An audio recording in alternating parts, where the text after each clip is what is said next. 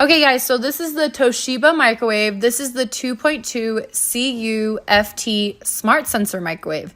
The dimensions on this is 19.6 inches in diameter, 24.4 inches in width, and 13.6 inches in height.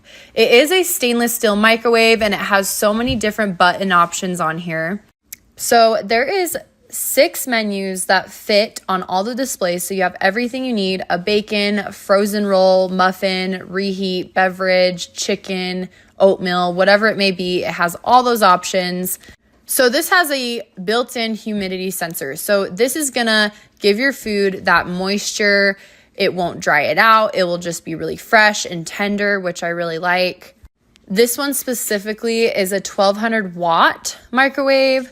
I love that it also has a mute button option. So if you need to be quiet and you don't want it to beep at you, you also have the option to mute it, which I think is a great feature, having kids that are sleeping. So I would highly recommend this microwave. It's honestly been amazing. It looks so sleek and modern in my kitchen, and I hope this video helped understanding this microwave.